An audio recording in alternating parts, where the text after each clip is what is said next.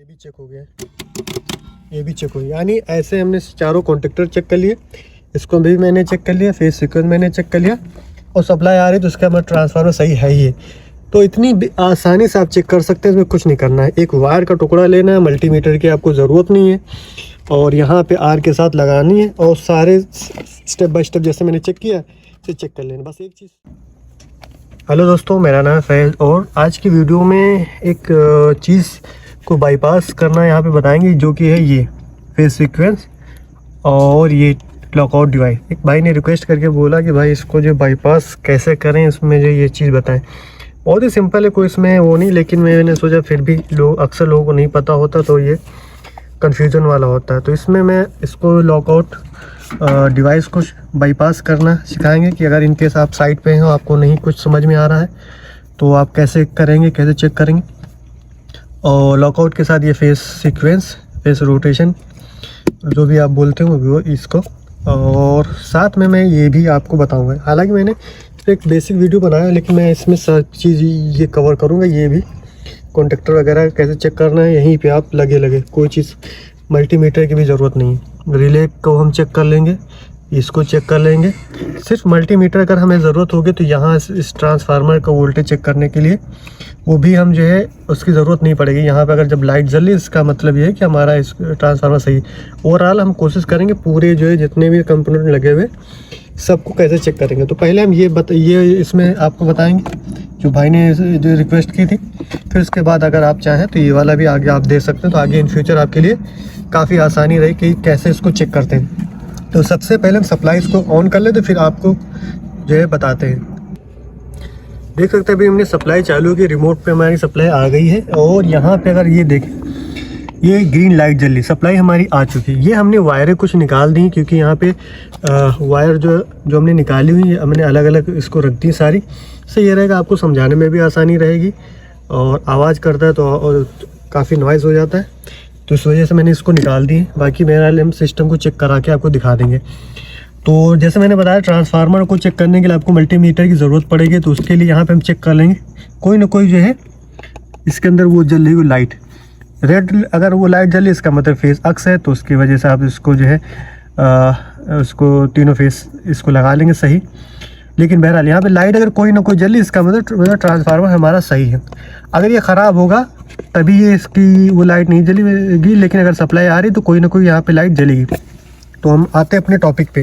तो ये चीज़ हमें कैसे जो है वो करनी है। तो सबसे पहले आप ये जान लें, यहाँ पे कोई ना कोई अगर वो लाइट जल रही तो इसका मतलब ये सही है। और जैसे मान लिया ये रेड यहाँ पे लाइट जल रही, तो ये मसला ये इसमें होगा कि इस तीनों फेसों में से कोई एक फेस आ नहीं रहा, या जो है सप्लाई यहाँ पे ड्रॉप आ रही, यानी कम आ रही। जैसे यहाँ पे लिखा है 190 से 600 वोल्ट, यानी इसके अंदर वोल्ट आएगी तो ये जो है मतलब काम करेगा। इससे अगर मतलब कम जाएगी तो यहाँ पे रेड लाइट जल जाएगी, लेकिन ये जो है यहाँ पे रेड लाइट नहीं जलनी चाहिए। तो अभी ये ग्रीन जल रहा है, यानी ओके है, सप्लाई पास करा रही। लेकिन कभी कदा क्या होता है कि यहाँ पे जो है ग्रीन लाइट जलने के बावजूद भी यहाँ पे सप्लाई पास नहीं कराता। तो होता है क्या, जो इसके अंदर रिले होती है वो ख़राब हो जाती है। तो उसको हम चेक करने के लिए क्या करें, जैसे मान लिया ये हमारी यहाँ पे जो है वो लाइट ग्रीन जल रही, लेकिन फिर भी सप्लाई नहीं ये जो है मतलब पास हो रही, यानी कि हमारे इस रिमोट पे नहीं आ रही है, या ओवरऑल पूरे सिस्टम में मतलब 24 वोल्ट नहीं बन रहे हैं, तो ये भी दिक्कत कर सकता है, क्योंकि यहीं से सप्लाई गई और ये वाली आउट हुई। तो इसको हमें कुछ नहीं करना है, यहाँ पे थोड़ा सा हमको ये दो हमको निकाल लेने और इसको हम आपस में वो कर देना। अच्छा, ये ध्यान रहे इस साइड पे हमारी हाई वोल्टेज है, तो इससे दूर रहे हमारा, और ये हमारा 24 वोल्ट है, जो कि हमें इतना दिक्कत नहीं करेगा। ठीक है, तो हम क्या करेंगे, एक हमने यहाँ पे लिया टुकड़ा हमने बनाया हुआ है, इसकी आपको समझाने में आसानी रहे। और ये हमने यहाँ पे ऐसे इसको लगा देंगे, ऐसे लगा करके अगर हमारे रिमोट पे सप्लाई देख सकते हैं, इन दोनों वायर को हमने आपस में शॉर्ट कर दिया है, तो यहाँ पे ये सप्लाई ऐसे आने लगेगी। तो अगर ये निकाल देंगे तो यहाँ पे ये सप्लाई चली जाएगी। तो इससे ये हमें कंफर्म हो जाएगा कि हमारा ये प्रॉब्लम किस चीज़ का है। तो इसको हम फिर से दोबारा उसी जगह पे इसको लगा देंगे। और अब हम आगे चलते हैं लॉकआउट डिवाइस पे। तो सिंपल सा है, वाई और वाई आउट ये दोनों आपस में शॉर्ट करना है। ठीक है, अब इससे जो है शॉर्ट कर देंगे तो हमें पता लग जाएगा कि हाँ आगे का क्या प्रॉब्लम है, कैसा क्या है, आप जो है समझ जाएंगे। अच्छा, अब हम दूसरी चीज़ को बाईपास करने के उस पर आ रहे हैं, ये लॉकआउट डिवाइस में। ठीक है, ये लॉकआउट डिवाइस में अगर मैं आपको बताऊं, नंबर यहाँ से आप देख लें, 2 नंबर और 3 नंबर आपस में शॉर्ट करना है। अच्छा, ये 2 और 3 नंबर, ये चाहे ये हमारा दूसरा सिस्टम का हो, ये हमारे पहले सिस्टम का हो गया, तो यहाँ पे हम इसको भी ऐसे ही कर लेंगे। ये इसको ऐसे लगाएंगे और फिर 2 और 3 नंबर, ध्यान रहे 2 और 3 नंबर को हमें आपस में शॉर्ट करना है, एक को नहीं करना, क्योंकि ये हमारी सी वाली है। तो यहाँ पे ये सी आ रहा है, यहाँ पे आर आ रहा है, यानी 24 वोल्ट ये है। 2 1 को आपस में नहीं शॉर्ट करना, वरना यहाँ पे ट्रांसफार्मर हमारा ट्रिप हो जाएगा या फ्यूज़ हमारा ट्रिप हो जाएगा। ठीक है, तो ये हमने यहाँ पे लगा लिया।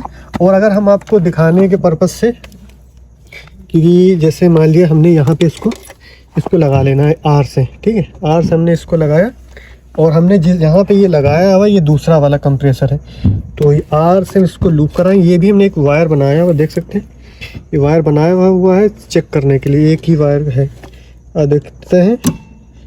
और यहाँ पे देखें दूसरा वाला हमारा, ये मैंने हटा लिया, ये हमने लगा दिया, तो ये ऐसे हमारा ये चालू हो जाएगा। अच्छा, इसको बाईपास करने से हमारा जो एम्पियर वाला वो है, वो चीज़ इस पे जो है मतलब अभी काम नहीं करेगा। ठीक है, अगर ये ख़राब होगा तो क्या होगा, यहाँ पे सप्लाई जो जा रही है, ये आप देखें, थोड़ा सा मैं बेसिक भी पता होना चाहिए। ये जो सप्लाई, ये जो वायर इसके अंदर जा रही है, एम्पियर को डिटेक्ट करता है।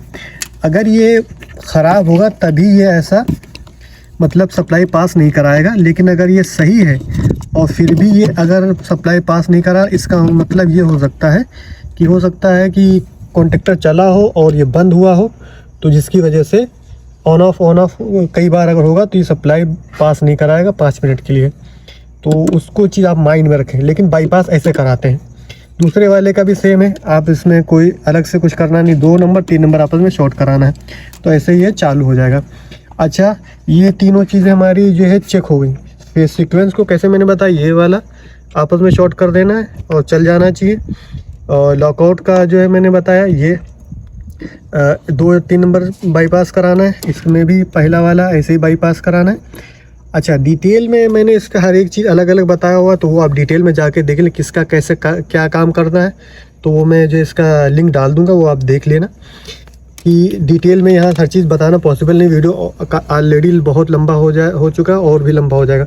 अब यहाँ पे अगर मैं चेक करना चाहूँ कि कॉन्टेक्टर को कैसे चेक करना है, तो हमें जैसे मैंने बताया, एक हमने इससे वायर ली हुई लंबी और एक हम आर पे लगाएंगे। अब कॉन्टेक्टर की बारी है, कॉन्टेक्टर कैसे चेक करना है। ठीक है, तो ये मैंने इस पे लगाया, देख सकते हैं चालू हो गया। इसका मतलब ये है हमारा कॉन्टेक्टर सही है। ठीक है, आप कॉन्टेक्टर को ऐसे बारी बारी सारी चेक करें, लेकिन ध्यान रहे यहाँ पे सप्लाई जो हमें यहाँ पे देनी है, इस वाले जिन्हें पॉइंट पे देनी कि जो जिस पे ये आर आ रहा है।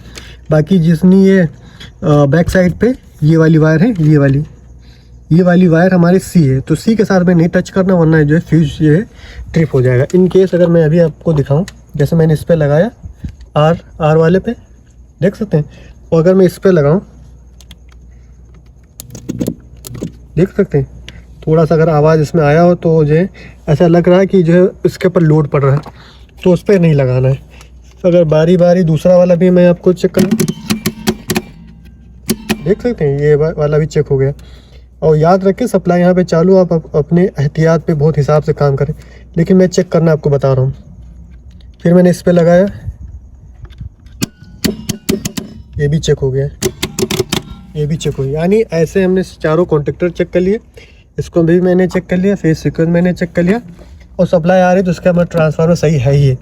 तो इतनी आसानी से आप चेक कर सकते हैं, इसमें कुछ नहीं करना है। एक वायर का टुकड़ा लेना है, मल्टीमीटर की आपको ज़रूरत नहीं है, और यहाँ पे आर के साथ लगानी है, और सारे स्टेप बाय स्टेप जैसे मैंने चेक किया से चेक कर लेना। बस एक चीज़ एहतियात रखना है, सप्लाई चालू हो तो आप बहुत ही हिसाब से काम करें। जब आप काम करने लगते हैं तो आपको हर चीज़ का आइडिया होने लगता है। अच्छा, कभी कदार ये रिले का भी इशू हो जाता है, तो रिले को भी हम चेक करना आपको ये जो है ये बता देंगे। तो यहाँ पे रिले को चेक करने का सबसे क्या तरीका है, ये रिले का ऑपरेटिव पॉइंट है, ये वाला ध्यान रहे, 1 और 3 नंबर यहाँ पे लिखा भी रहता है, 1 और 3 नंबर। ये अगर मैं हिसाब से दिखाऊँ तो ये 1 है, ऊपर वाला 3 है, ठीक है, 3 नंबर। तो यहाँ पे जो दिया हुआ है ये वाली वायर का है, ये जो कलर, ये सारा जो C है, और इस वाले पे जो R वाली सप्लाई आ रही है जो 1 नंबर है। तो यहाँ से सप्लाई जा करके निकल करके कॉन्टेक्टर पे आ रही है। तो रिले को हम चालू करने के लिए क्या करेंगे, ये वाले पॉइंट पे 1 नंबर पे 1 या 3 नंबर जो है, मतलब वो नहीं रखता है, रखता ये है कि किस पे C लगा हुआ है, C जिस पे लगा हमें उस पर टच नहीं करना, ये चीज़ ख्याल रखना। तो फिर हम रिले भी सारी चेक कर लेते हैं। यहाँ पे हमने फिर R पे लगाया ये वायर का एक सिरा, और दूसरा सिरा हमने इस पे लगा। देखो, देख सकते हैं ये चालू हो रहा है। हमने इसे ऐसे रिले का कॉइल चेक कर लिया, और लगे हाथ रिले का हमारा ये वाला पॉइंट भी हमको पता लग गया कि हाँ असल में काम कर रहा है कि नहीं कर रहा है। अगर रिले चालू हो रही है और फिर भी कॉन्टेक्टर नहीं चालू हो रहा है तो रिले का पॉइंट भी ख़राब हो सकता है जो है कॉन्टेक्टर भी ख़राब हो सकता है। लेकिन ये आप जब आइडिया लगाएं जब आपने कॉन्टेक्टर चेक नहीं किया। हमने कॉन्टेक्टर पहले ही चेक कर लिया तो हमको पता है कॉन्टेक्टर सही है। अब हम आते हैं दूसरे वाले पॉइंट पे, दूसरे वाले कंप्रेसर पे। तो यहाँ भी हमने यहाँ ऐसे लगाया और दूसरा वाला कॉन्टेक्टर हमारा चालू हो गया। तो कॉन्टेक्टर भी ऐसे लगे हाथ हमारा चालू हो गया और रिले का पॉइंट भी चालू हो गया, रिले का कॉइल भी चेक हो गया। यहाँ पे फ़ैन का हमको चेक करना है, तो अगर ऐसे लगाएंगे इस वाले पे तो चालू हो रहा है, इसका मतलब ये रिले हमारा चालू हो गया। लेकिन इसमें एक थोड़ा सा इशू है। इशू क्या है कि यहाँ पे जो सप्लाई दी गई वो हीटिंग वाली दी गई, हीटिंग वाली जो मैंने इसको डिटेल में समझाया वो वाली भी वीडियो आप जाके देख लें। डिटेल में सारी चीज़ यहाँ डिस्कस करना थोड़ा मुश्किल है, वीडियो लंबी हो जाएगी। तो ये भाई हीटिंग वाला पॉइंट लगा, हीटर वाला जो कमांड आ रहा है वो वाले ये वो सप्लाई इस पर लगी हुई है। तो यहाँ पे आप ऐसे हीटिंग का चेक कर रहे हैं। कूलिंग का चेक करने के लिए क्या है, ये हमारा पॉइंट जो आ रहा है ये हमारा आ रहा है यहाँ से, G से, इससे हमें चेक करना है। तो यह G वाली पॉइंट इस पे लगाएंगे, ब्लैक पे लगाएंगे। ब्लैक से हमको ये मालूम हो जाएगा कि हमारा सप्लाई यहाँ पे जा रही है, और इस पे लगाएंगे तो हमारा इसका जो है रिले का कॉइल्स पता लग जाएगा सही है कि नहीं सही। तो ऐसे हमने तीनों रिले चेक कर लिए, ये चेक कर लिया, ये चेक कर लिया, ये चेक कर लिया, ये चेक कर लिया, और ट्रांसफार्मर को मैंने बताया था ये कैसे चेक कर लिया। अब यहाँ पे बचता है क्या, हाई प्रेशर, लो प्रेशर और हमारा एंटी फ्रीजिंग स्विच, ठीक है। बाकी तो तकरीबन हमने सब चेक कर लिया। अच्छा, रही कंप्रेसर की बात, मोटरों के बाद, ये तो आपको पता है मल्टीमीटर से आप चेक कर लेंगे और तीनों पे रीडिंग सेम बतानी चाहिए। ये हमारी केबलें होगी, यहाँ मल्टीमीटर से हम चेक करेंगे तो तीनों पे से रीडिंग सेम बताइए, अलग टॉपिक है। हम यहाँ पे कंपोनेंट की बात करें जो सेफ्टीज़ लगी हुई हैं।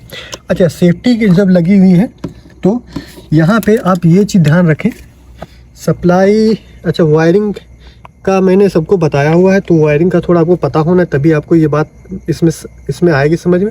नहीं है तो मैं कभी इसको एक्सप्लेन कर दूंगा इसकी वीडियो में, कि वायरिंग डायग्राम को देख कर हर एक चीज़ आपको एक्सप्लेन कर दूंगा।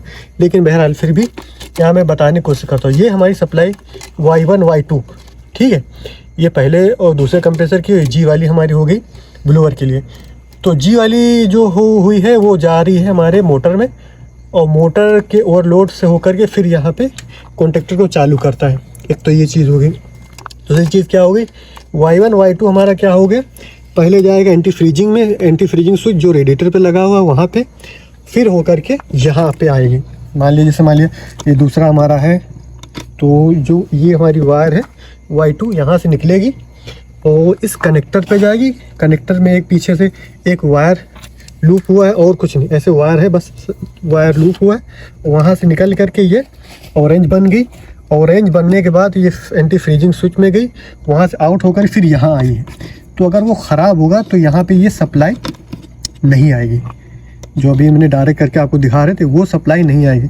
तो उसको चेक करने के लिए क्या है, ये ऐसे निकाल लेंगे हमें, ठीक है, ये ऐसे निकाल लेंगे। और निकालने के बाद यहाँ पे अब आपको मल्टीमीटर की ज़रूरत पड़ेगी। C के साथ मान लिया ये हमारा C हो गया, या इस पे C होगा, ट्रांसफार्मर इस पे C हो गया, इस पर रख करके और इस पर रख करके 24 वोल्ट बताना चाहिए। अगर रिमोट चालू है तब की मैं बात कर रहा हूँ, रिमोट चालू है तभी यहाँ पे आएगा। नहीं चालू है तो आप क्या कर सकते हैं कि आप सप्लाई यहाँ पे एक डायरेक्ट भी दे सकते हैं, और यहाँ से आप 24 वोल्ट बताना चाहिए C के साथ।